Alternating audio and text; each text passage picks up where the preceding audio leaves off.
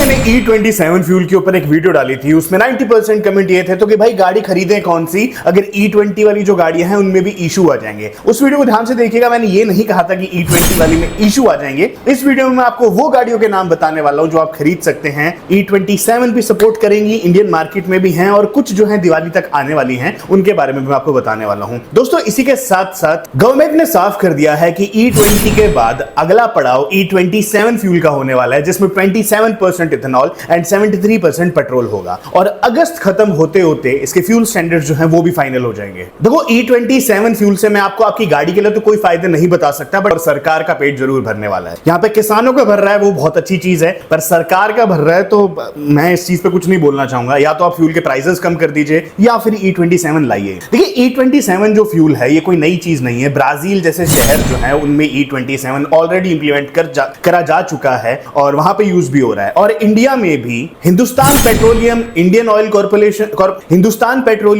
Oil corporation limited जैसी जो कंपनियां हैं वो E27 फ्यूल पे 1 लाख से लेके 1,20,000 किलोमीटर तक का रोड टेस्ट कर चुकी हैं और वो बताते हैं कि गाड़ियों में कोई इशू नहीं आया। तो आप एक तरीके से ये समझ सकते हो कि आपको धीरे धीरे तैयार करे जाने की कोशिश करिए। राम राम जी, कैसे हो सारे? उम्मीद करता हूं बढ़िया होंगे सारे मेरे भाई, बढ़िया होने चाहिए। सबसे पहले राम राम लिख दो। जब राम राम लिखते हो बहुत ही अच्छा लगता है, दिल से कनेक्टेड फील होता है। देखो, सबसे पहली कंपनी जो बहुत ज्यादा स्मार्ट है वो है होंडा। होंडा ने 2009 के बाद ही जितनी भी गाड़ियां थी उनको E20 फ्यूल रेडी कर दिया था, यानी कि कुछ कंपनियों ने 2023 में जाके कराया। होंडा ने ये चीज जो है 10-15 साल पहले ही सोच ली थी। तो अब होंडा की गाड़ियां जो आप लोग खरीद सकते हो वो है Honda amaze, Honda city, Honda elevate, Honda jazz, Brio. तो ये सारी जो गाड़ियां हैं E20 अच्छे से सपोर्ट करती हैं। इसी के साथ साथ अगर आप इनमें E27 फ्यूल भी डालेंगे तो कोई खास ज्यादा दिक्कत नहीं आने वाली। और एक छोटी सी होंडा की खासियत और बताऊं, होंडा ब्राजील जो है वो इंडिया से ही होंडा सिटी को इंपोर्ट करवाती है एंड वो वाली होंडा सिटी जो है बाहर ब्राजील में E27 फ्यूल पे आराम से चलती। तो होंडा आ जाती है नंबर 1 पे। सेकंड पे आ जाती है हमारी Toyota.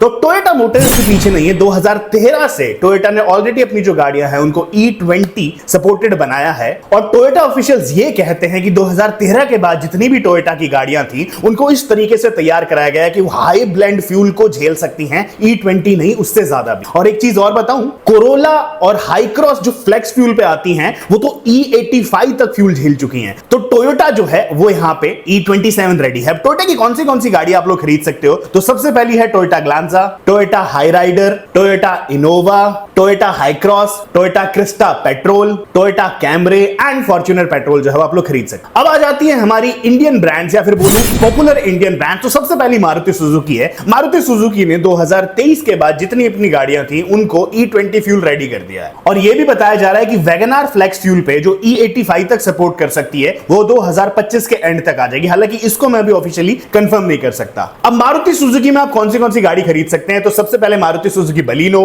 Maruti Suzuki Fronx, Maruti Suzuki grand Vitara, Maruti Suzuki Brezza, ये भी सपोर्ट करती है E20। बट ब्रेजा के बारे में आपको एक चीज और बताऊं, कल की वीडियो से थोड़े से मेरे दोस्त निराश थे। I am sorry for that कि कल आपको ब्रेजा के बारे में कोई खास डिटेल्स बता नहीं पाया। बट जितनी भी अभी पेट्रोल गाड़ियां आएंगी वो सारी की सारी E27 सपोर्ट करने वाली हैं एंड आप लोगों को प्राइस भी ज्यादा देना पड़ेगा क्योंकि अंदर जो भी हार्डवेयर चेंज होंगे वो आपसे लिए जाएंगे। ऑब्वियस सी बात है, कंपनी तो नहीं देगी। तो जो ब्रेजा नहीं आने वाली है वो भी E27 सपोर्ट करेगी। अभी वाली पे भी आप चला सकते हो, बस थोड़ी बहुत कैलिब्रेशन की जरूरत। स्विफ्ट 2024 के बाद जो आई है वो XL6, सियाज आदि जितनी भी इनकी 2023 के बाद जो गाड़ियां लॉन्च हुई हैं उन सभी में आप लोगों को E27 जो फ्यूल है वो सपोर्ट करेगा। अब आ जाती है हुंडई एंड किया। तो BS6 फेज 2 के बाद हुंडई एंड किया के जितने भी पेट्रोल इंजन थे सबके सबको E20 रेडी किया गया है और साथ ही साथ क्रेटा को फ्लेक्स फ्यूल पे भी ब्राजील में E100 सिस्टम मिला है। तो E27 के साथ भी जो गाड़ियां हैं आप लोग इनको चला सकते। अब हुंडई और किया में कौन सी गाड़ियां उन पर नजर दौड़ाते। सबसे पहले है हुंडई क्रेटा, फिर है हुंडई वेन्यू, फिर है हुंडई वर्ना 2023 के बाद वाले model, Hyundai Alcazar, Hyundai i20, Kia Seltos, किया कारेंस, किया क्लेविस, किया सोनेट। और जो नए जितने भी मॉडल आएंगे वो सारे E27 ऑलरेडी रेडी होने वाले। इसके बाद आता है स्कोडा फॉक्सवैगन ग्रुप। तो जो स्कोडा और फॉक्सवैगन का 1.0 TSI इंजन है उसमें ऑलरेडी ही ethanol ready seals and injectors को लगा दिया गया है। अगर आप लोगों ने 2023 के बाद कोई भी इनकी गाड़ी खरीदी है तो आपकी जो गाड़ियां है E20 सपोर्ट करती हैं, साथ ही E27 में भी आपको इश्यू नहीं आएगा। साथ से इनका जो 1.5 लीटर वाला इंजन है पेट्रोल का, वो अभी नहीं रेडी हुआ है, वो भी थोड़े दिन में रेडी हो जाएगा। तो आप कौन सी गाड़ियां खरीद सकते हैं जो इनकी 1.0 TSI पे आती हैं? स्कोडा कुशाक का फेसलिफ्ट भी आने वाला है, तो वो E27 रेडी ही होगा। स्कोडा स्लाविया 1.0 TSI वाले इंजन की बात कर रहा हूं, 1.5 TSI में मत लीजिएगा। अपार्ट फ्रॉम दैट आप Volkswagen वर्टस, टिग्वान ऐसी इत्यादि गाड़ियां खरीद सकते हैं। अब बात करते हैं MG JSW ग्रुप की।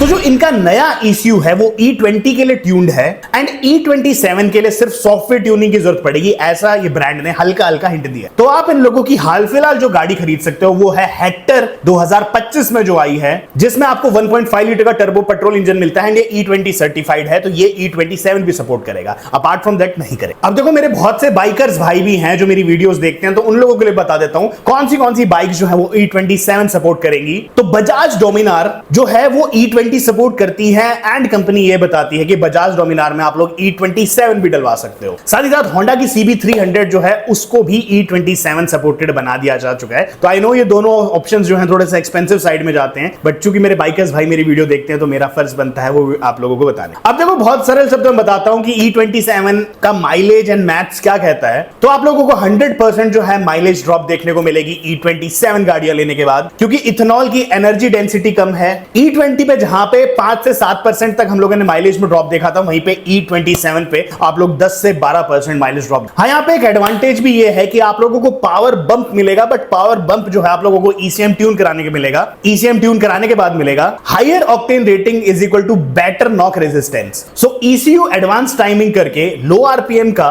जो पिकअप है उसे सुधारा जा सकता है, स्पेशली जो टर्बो पेट्रोल इंजन हैं उनके साथ। हाँ, जितनी भी कंपनियां हैं वो बता रही है कि हम लोगों ने कोरिजन कंट्रोल कर लिया है, यानी कि इथेनॉल हाइग्रोस्कोपिक है, इसलिए जितनी भी फ्यूल लाइंस हैं या फिर नई फ्यूल लाइंस हैं उनमें स्टेनलेस स्टील या फिर वाइटन स्टील का यूज करा जाता है। E20 कार में ऑलरेडी पहले कर दिया गया है, E27 में इनकी क्वालिटी थोड़ी और एडवांस करी जाएगी। देखो, अगर आप लोगों ने E20 गाड़ी ले भी ली है और E27 आप फ्यूल डलवाने वाले हो, तो एक छोटा सा हिंट है, जहां पे अगर आप लोग आपकी गाड़ी की सर्विसिंग 10,000 पे करवाते थे, तो वहां पे आप 7 या 8,000 किलोमीटर पे करवा लीजिएगा, या फिर आप लोग फ्यूल फिल्टर ही टाइम टू टाइम बदलवा सकते। एक आप लोगों को जो सबसे बड़ा ध्यान देना पड़ेगा वो ये देना पड़ेगा कि अगर आप लोग आपकी गाड़ी को पार्क करते हो तो कभी भी इथेनॉल ब्लेंडेड पेट्रोल ज्यादा मत रहने दीजिएगा उसमें, क्योंकि थोड़े टाइम बाद जो है वो पेट्रोल अलग हो जाएगा एंड आपका जो इथेनॉल है वो या फिर वाटर है वो अलग हो जाएगा, जो आप लोगों के इंजन को डैमेज दे सकता है, अंदर कोरिजन भी हो सकता है। तो सबसे अच्छी चीज बताऊं, अगर आप लोग कहीं पे जा भी रहे हो 10-15 दिन के लिए, 7-8 दिन के लिए, तो उस फ्यूल को आप पाइप के थ्रू निकाल सकते हो, अपने किसी दोस्त को डोनेट कर दो, या फिर इतना फ्यूल डलवाओ मत, रात को लॉन्ग ड्राइव पे चले जाओ। देखो भाई, अब ये थी कुछ गाड़ियां जो E27 रेडी है या फिर आप इनमें E27 डलवा सकते हो। एंड बहुत सारी गाड़ियां जो हैं अब लॉन्च भी होने वाली है, जैसे कि महिंद्रा बुलेरो को अगर पेट्रोल में आ रही है वो, तो E27 रेडी करके लाया जाएगा। महिंद्रा जितनी भी अपनी लाइनअप है सबको E27 रेडी करके ला रही है। टाटा मोटर्स भी अपनी पेट्रोल गाड़ियों को E27 रेडी करके लेके आ रही है। तो जितनी भी फ्यूल कंपनीज हैं या फिर आप जितनी भी अपकमिंग कार्स देखोगे, सबकी सब जो है E27 रेडी होने। तो थोड़ा टाइम रुक जाओ, अभी ये है कि बट थोड़ा टाइम अगर आप लोग रुकोगे तो आप लोगों को जो है गाड़ी की हार्डवेयर कॉस्ट की वजह से थोड़ी सी ज्यादा पैसे देने पड़ेंगे, क्योंकि अंदर चीजें अपग्रेड होंगी। और यहीं पे अगर आप लोग E20 गाड़ी लेते हो तो कंपनीज ऐसे कहती हैं कि सॉफ्टवेयर ट्यूनिंग से हम उसे सुधार सकते हैं, बट प्रैक्टिकली आप सोचो, जहां पे एक गाड़ी का हार्डवेयर बदला जा रहा है तो मेरे हिसाब से वो ज्यादा